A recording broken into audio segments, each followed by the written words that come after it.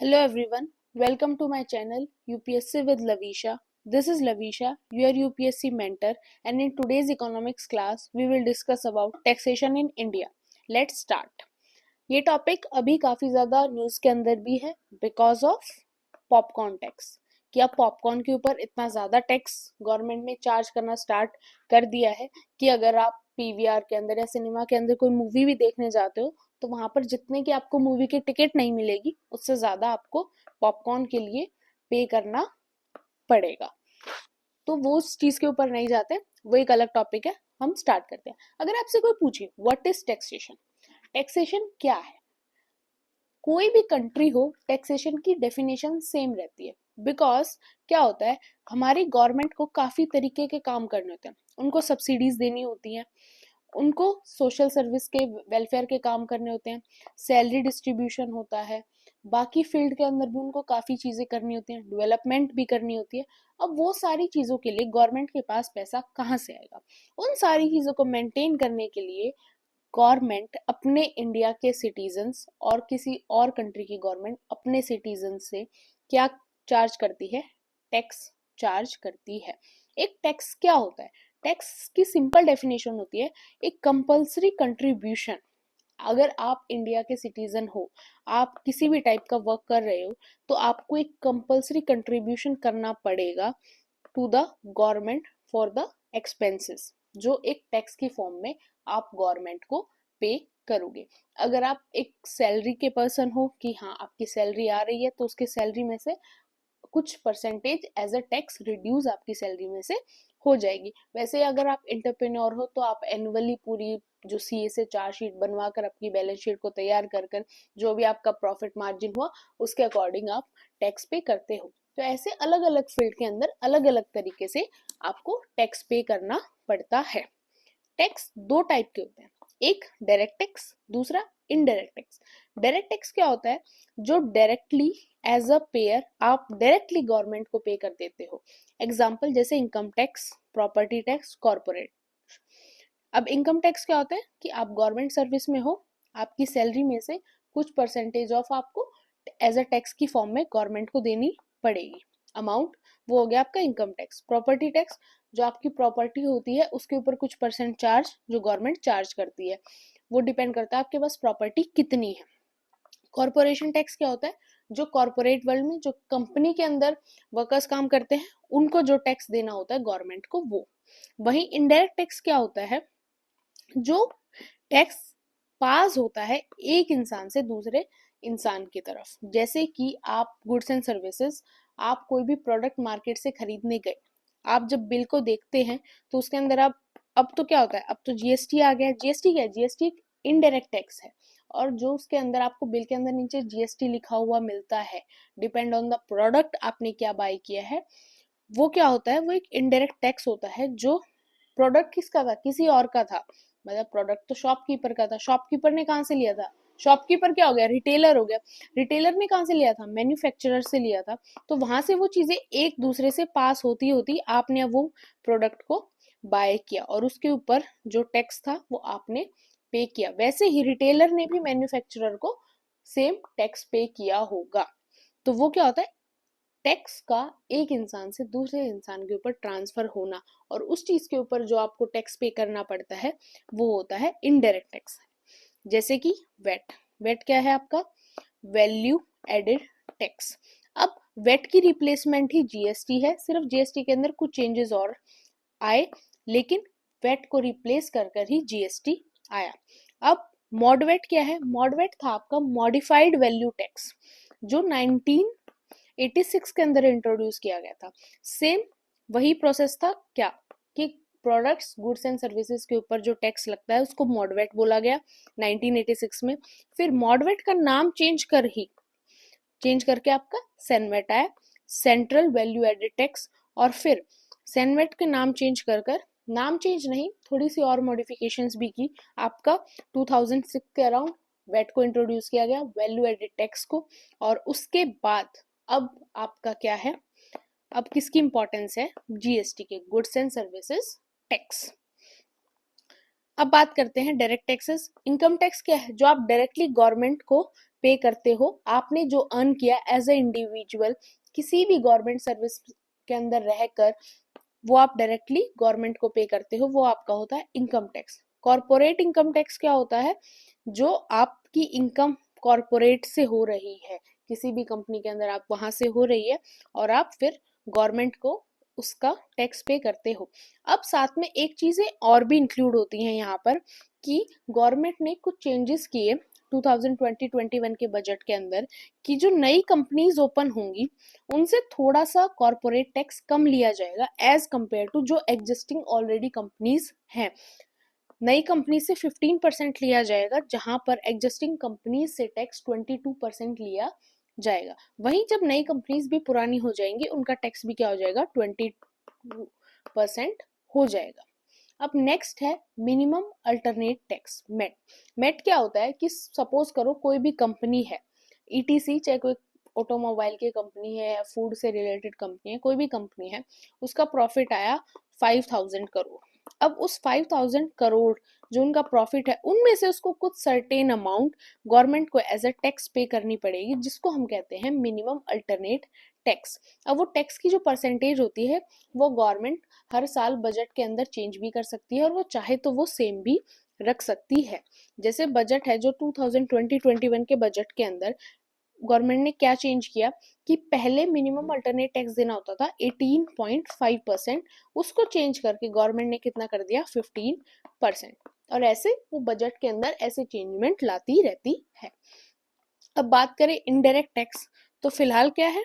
GST, जिसको अभी हम आगे डिस्कस करेंगे। अगर हम वेट की बात करें तो वेट भी क्या था कि फाइनल स्टेज तक, फाइनल सेल के ऊपर तक आपका जो प्रोडक्ट सेल हो रहा है, जैसे जैसे एक प्रोडक्ट की अंदर वैल्यू ऐड हो रही है, उसके ऊपर आपका टैक्स चार्ज होना। एग्जाम्पल के लिए समझो, एक इंसान है, उसने प्रोडक्ट बनाया, कोई भी प्रोडक्ट XYZ बनाया, वो क्या है? वो है मैन्युफैक्चरर। मैन्युफैक्चरर ने प्रोडक्ट बनाया, अब उसका जो प्रोडक्ट था वो उसने 10% वेट लगाकर रिटेलर को बेचा 100 रुपए में। 100 रुपए में उसने बेचा और उसने 10% वेट उसके अंदर एड ऑन था। अब जो मैन्युफैक्चरर है वो गवर्नमेंट को कितने देगा? 10 रुपीज, बिकॉज 100 रुपए के ऊपर कितना वेट था? 10% वेट था, तो 10 रुपए किसके अकाउंट में चले गए? गवर्नमेंट के अकाउंट में। अब रिटेलर के पास सामान आ गया, अब रिटेलर उस सामान को कहाँ लेकर आएगा? मार्केट के अंदर लेकर आएगा। अब मार्केट के अंदर लाएगा, अब उसको 100 रुपए में वो सामान मिला, अब वो उस प्रोडक्ट को कितने में बेचेगा? 150 में बेचेगा, साथ में 10% वेट। 10% वेट हो गया। अब साथ में तो एक कंज्यूमर को, एक जो कस्टमर उसके पास वो प्रोडक्ट लेने गया, उसको वो प्रोडक्ट कितने का पड़ा? वो प्रोडक्ट उसको पड़ा 165 रुपीज का, और वो 165 रुपीज फिर रिटेलर को पे करेगा। अब कंज्यूमर ने दिए 165 रुपीज, कंज्यूमर के पास से तो पैसे गए। अब वो जो 165 कंज्यूमर ने दिए रिटेलर को, जिस भी शॉपकीपर को आपने सामान लिया, उसको आपने 10% वेट के साथ आपने प्रोडक्ट की जो भी अमाउंट थी उसको पे किया। अब 165 आपने पे किया, उसके ऊपर वेट कितना था? 10% था। तो अब 165 का जो 10% होगा वो रिटेलर क्या करेगा? किसको पे करेगा? गवर्नमेंट को पे करेगा। तो बात क्या हुई कि हम क्या बात करते हैं? इनडायरेक्ट टैक्स के अंदर एक इंसान का टैक्स है, उसको पे दूसरा कर रहा है इनडायरेक्टली, बिकॉज टैक्स किसका था? वो रिटेलर का। पे किसने किया? कंज्यूमर ने। इनडायरेक्टली पे तो कंज्यूमर ने किया। वैसे ही टैक्स किसका था? मैन्युफैक्चरर का, बट उसने अमाउंट ऐड किसके अंदर करी? रिटेलर के अंदर करी, और रिटेलर ने फिर उस अमाउंट के पैसे दिए, और मैन्युफैक्चरर का टैक्स किसने पे किया?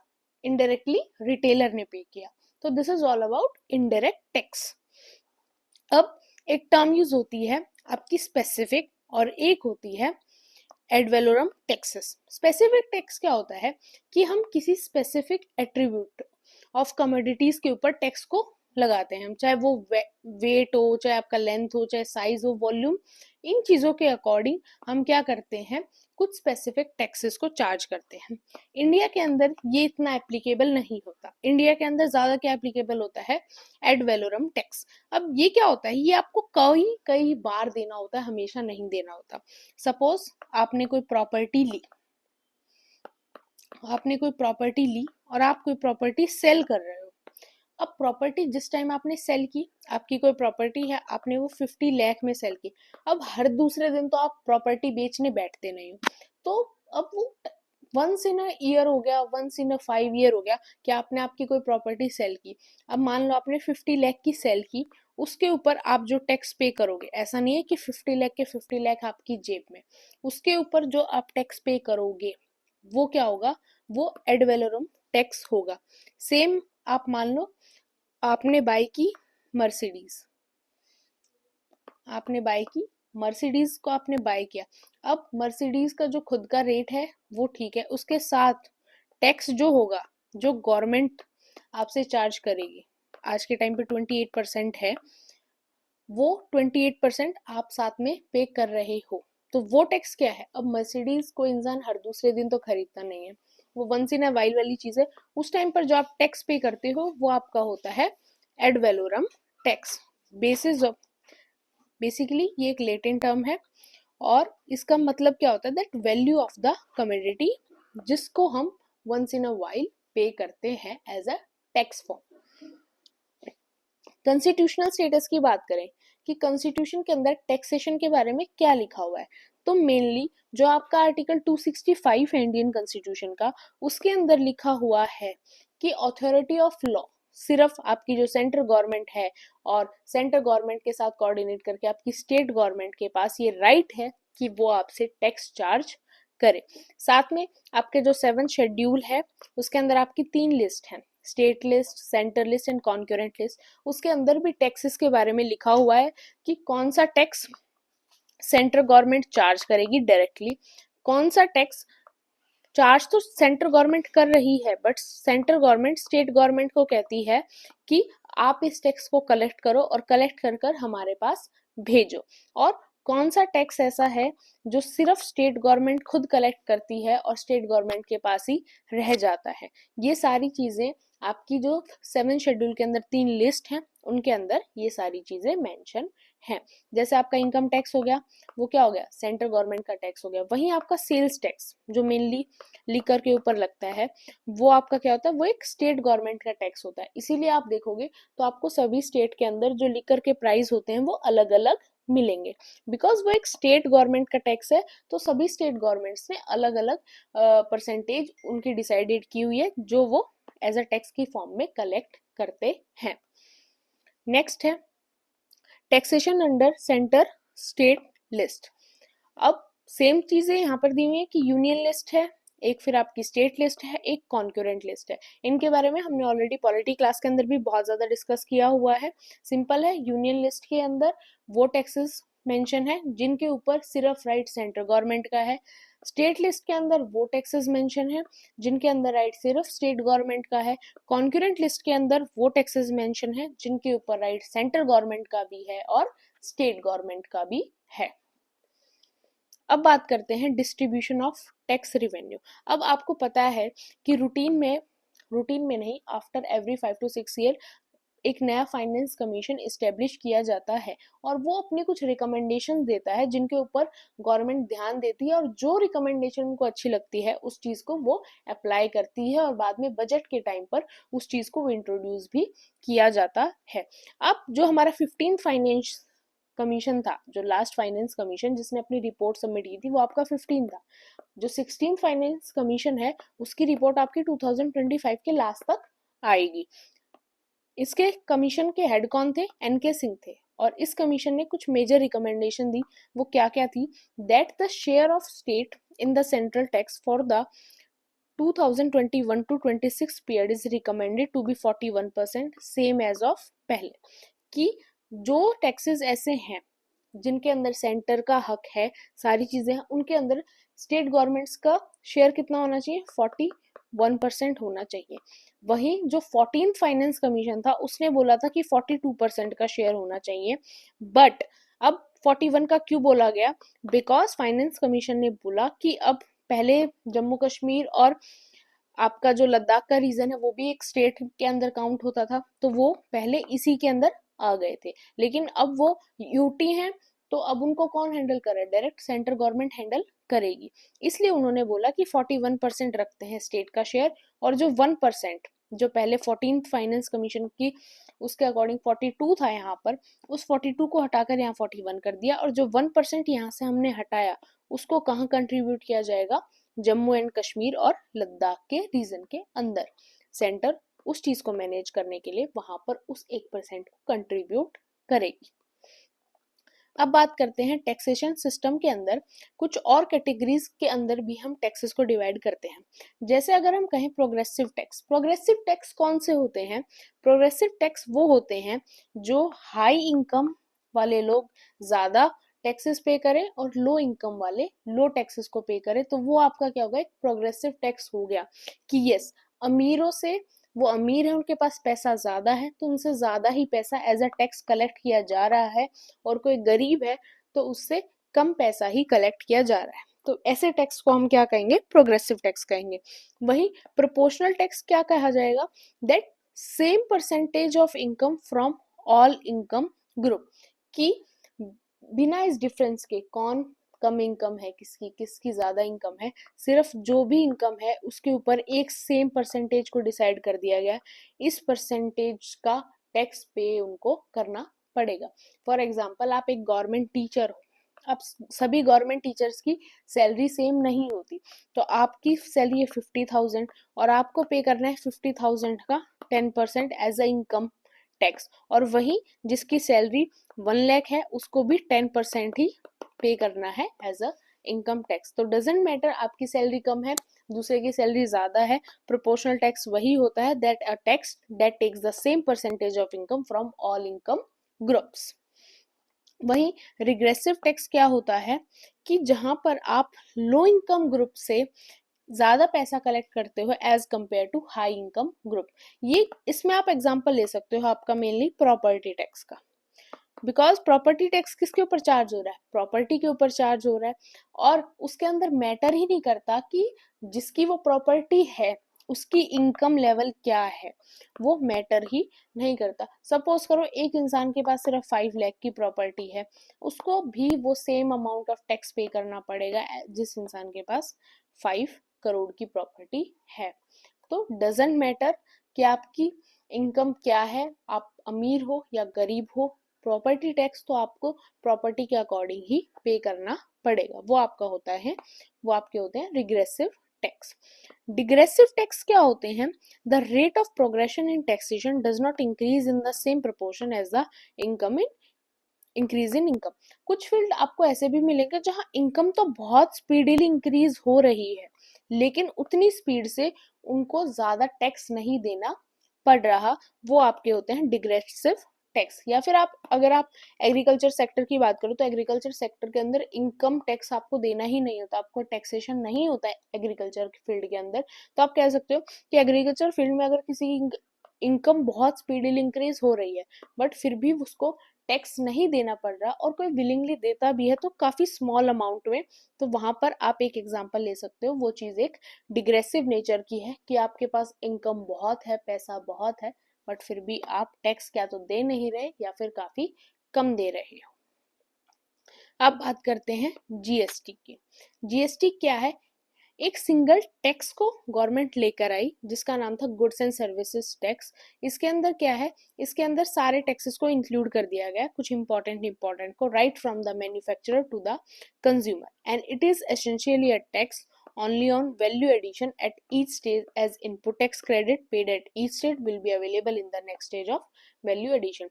सेम सिस्टम कौन सा है? वही वेट वाला, मैन्युफैक्चरर ने रिटेलर से चार्ज किया, रिटेलर कंज्यूमर से चार्ज करता है, नाम चेंज हुआ, कुछ थोड़ा सा पैटर्न को चेंज किया गया, कॉन्स्टिट्यूशनल वैलिडिटी मिली जीएसटी को, कॉन्स्टिट्यूशन के अंदर बात की गई, और साथ में जीएसटी काउंसिल की भी फॉर्मेशन की गई।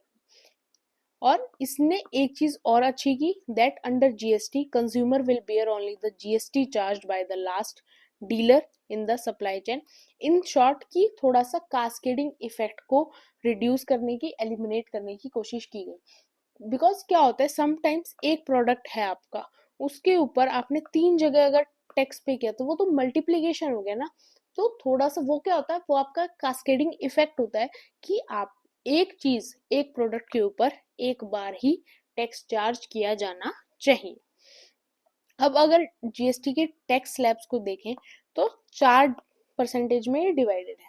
5% चार्ज किया जाता है कुछ फील्ड के अंदर, कुछ फील्ड के अंदर 12, कुछ फील्ड के अंदर 18, कुछ फील्ड के अंदर 28। अब 5 कहाँ चार्ज किया जाता है, हाउस होल्ड नेसेसिटीज के अंदर, जहां पर आपके एडिबल ऑयल, शुगर, स्पाइसेस, जो एक हाउस होल्ड नेसेसिटीज होती हैं, उन प्रोडक्ट्स के ऊपर 5% जीएसटी को चार्ज किया जाता है। 12% कहाँ चार्ज किया जाता है, कंप्यूटर्स, जो आपके अप्लायंसेस वगैरह होते हैं, और जो प्रोसेस्ड फूड होता है, बर्गर, पिज्जा, इन चीजों के ऊपर 12% चार्ज किया जाता है। 18% किसके ऊपर चार्ज किया जाता है, जो आपकी ये हेयर ऑयल, टूथपेस्ट और जो सोप्स वगैरह होते हैं, कुछ कैपिटल गुड्स होते हैं, कुछ इंडस्ट्रियल गुड्स होते हैं, उनके ऊपर 18%। एंड 28% किसके ऊपर चार्ज किया जाता है, लग्जरी आइटम्स। और लग्जरी आइटम्स के अंदर आपकी कार्स इंक्लूड होती हैं, और ऐसा नहीं है सिर्फ महंगी कार, आपकी कोई भी छोटी से छोटी गाड़ी, चाहे वो आपकी एल्टो है वो भी उसके अंदर इंक्लूड होगी, नैनो है वो भी इंक्लूड होगी, और वही आपकी मर्सिडीज, बीएमडब्ल्यू भी 28% के अंदर ही इंक्लूड होंगे। मतलब आप कोई भी कार परचेज कर रहे हो तो उस कार का जो भी ऑन रोड प्राइस होगा उसके अंदर आप 28% और प्लस करके चलो, उतने रुपए में आपको वो कार मिलेगी। अब बात करते हैं कंपोनेंट्स ऑफ जीएसटी। सिंपल है, सेंटर है, स्टेट है, इंटीग्रेट है। अब जीएसटी जो है वो तीनों कंपोनेंट्स होते हैं। जीएसटी ने कुछ उन टैक्सेस को भी कवर किया जिनके ऊपर सिर्फ सेंटर की मोनोपोली थी, कुछ वो भी इंक्लूड होते हैं जिनके ऊपर सिर्फ स्टेट की मोनोपोली थी, और कुछ वहां भी जहां पर स्टेट और सेंटर दोनों का शेयर था। वहीं अगर जीएसटी काउंसिल की फॉर्मेशन की बात करें तो उसमें चेयरपर्सन कौन होता है, जो यूनियन फाइनेंस मिनिस्टर होते हैं। वाइस चेयरपर्सन कौन होता है, to be chosen among the ministers of state government. जो स्टेट गवर्नमेंट के मिनिस्टर्स होते हैं उनमें से वो चीज चूज कर ली जाती है।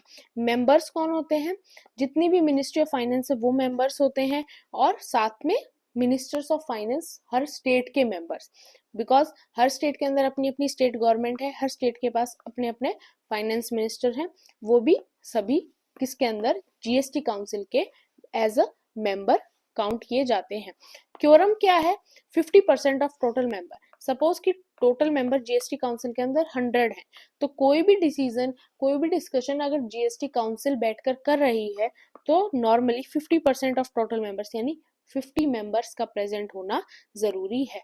कोई भी डिसीजन को पास करना है वो कैसे किया जाएगा कि 75 मेजोरिटी होनी चाहिए, कि अगर 100 लोग बैठे हैं तो उनमें से कोई भी डिसीजन या कोई भी पॉलिसी, कोई भी चेंजमेंट अगर 75 पीपल ने, 75 मिनिस्टर्स ने अप्रूव किया तो वो चीज ही जीएसटी से रिलेटेड पास हो जाएगी। अब कास्केडिंग इफेक्ट ऑफ टैक्सेशन हमने देख लिया, वही मॉडवेट एंड सैनवेट वाला कॉन्सेप्ट है जो हमने डिस्कस किया था कि सभी स्टेज के ऊपर क्या होता है, प्रोडक्ट पास होता रहता है, मैन्युफैक्चर से रिटेलर, रिटेलर से फिर कंज्यूमर। अब बार बार टैक्सेस के ऊपर चेंजमेंट ना आए, बिकॉज कई बार क्या होता है, सेम मटेरियल है, आपका उस सेम मटेरियल के ऊपर हर जगह के ऊपर जब आपका टैक्स चार्ज होगा तो वो क्या हो जाता है, डबल टैक्सेशन हो जाता है, वो एक लेवल अप टैक्सेशन चार्ज करना हो जाता है। इसलिए उसी कास्केडिंग इफेक्ट को हटाने के लिए आपका जीएसटी इंट्रोड्यूस किया गया कि सिर्फ एक जगह पे करो और बात खत्म। बट उससे प्रॉब्लम ये भी होती है कि उससे प्राइजेस भी पहले के कंपैरिजन में थोड़े से ज्यादा हो गए, बिकॉज बीच के अंदर कुछ टैक्सेस को अवॉइड कर दिया गया। सेम वही है, modified value added tax, CENVAT क्या है, इसी की दूसरी फॉर्म है, किसकी, मॉडवेट की। अब बाद में इन दोनों को रिप्लेस किसने किया, वेट ने इनको रिप्लेस किया। उससे ज्यादा अब डीप में अगर हम इसके अंदर जाएंगे तो हम कंफ्यूज हो जाएंगे, बिकॉज फिर इकोनॉमिक्स के अंदर काफी ज्यादा पोर्शन हो जाता है, तो उसके अंदर फिर हमारे क्लैरिटी नहीं बन पाती। बट बेसिक इसके अंदर यही है कि अ प्रोड्यूसर हैज टू पे tax on the value of final output, और फिर जो उसके पीछे की चीजें रह जाती हैं उनके ऊपर एक्साइज ड्यूटी को चार्ज किया जाता था। अब जीएसटी के आने के बाद उन चीजों को चेंज कर दिया गया है, अब कोई एक्साइज ड्यूटी वगैरह नहीं होती, डायरेक्टली आपका क्या चार्ज किया जाता है, जीएसटी ही चार्ज किया जाता है। अब कुछ important terms related to taxation, एक आपका होता है capital gains tax. Capital gains tax कौन सा टैक्स होता है, अगर आप स्टॉक मार्केट करते हैं, आपके पास स्टॉक्स हैं, आपने स्टॉक्स को खरीदा फिर उनको बेचा, आपको प्रॉफिट हुआ, वैसे ही आपने बॉन्ड्स ले रखे हैं, या फिर आपके पास गोल्ड है, ऑनलाइन गोल्ड है अगर आपके पास, या फिर ऑफलाइन है आपके पास कोई भी प्रीशियस मेटल है, उनके ऊपर जो आपसे टैक्स चार्ज किया जाता है वो होता है आपका capital gains tax. Presumptive tax क्या होता है कि प्रीजम्प्टिंग टैक्स होता है that imposed assumption of the government that a firm और person possess tax paying capacity but avoiding it, कि गवर्नमेंट को लगता है कि पर्टिकुलरली इस फील्ड के लोगों के पास या इस कंपनी के पास पोटेंशियल है टैक्स को पे करने का, बट फिर भी ये जानबूझकर टैक्स पे नहीं कर रहे, तो वो टैक्स क्या होता है, प्रीजम्प्टिव टैक्स को उसको हम कहते हैं। एग्जाम्पल मान सकते हो अल्टरनेट मिनिमम टैक्स की, कि कोई कंपनी है वो अपने आप को शो कर दे कि हमारे पास हमारा तो कोई प्रॉफिट हुआ ही नहीं, हम तो लॉस में चल रहे हैं, तो उनको फिर अल्टरनेट मिनिमम टैक्स नहीं देना होगा। बट गवर्नमेंट देखती है कि ये झूठ बोल रहे हैं, इनकी कैपेसिटी है टैक्स पे करने की, फिर भी ये जानबूझकर अवॉइड कर रहे हैं उस चीज को, तो वो होता है प्रीजम्प्टिव टैक्स की, फिर गवर्नमेंट उनसे टैक्स चार्ज करती है। टैक्स डिडक्टेड एट सोर्सेस, ये क्या होता है, एक टीडीएस के फॉर्म होती है, इंडिविजुअल इनकम होती है, जो पीरियोडिकली या ओकेजनल बेसिस के ऊपर आपकी सैलरी के अंदर से डिटेक्ट की जाती है। Can be applicable for regular as well as irregular incomes. Example के लिए आप सैलरी, कमीशन, इंटरेस्ट, इनके अंदर से भी आपकी एज ए टैक्स अमाउंट कुछ चीजें डिडक्ट की जाती हैं, उनको हम क्या कहते हैं, TDS, tax deducted at sources. Because sometimes होता है ना, आपको दिवाली बोनस मिल रहा है, तो दिवाली बोनस के अंदर से कुछ amount as a tax deduct कर ली गई, तो वो क्या होगा, वो एक ओकेजनल बेसिस के ऊपर आपने उस चीज के ऊपर टैक्स दिया, तो वो आपका होता है टैक्स डिडक्टेड एट सोर्सेज।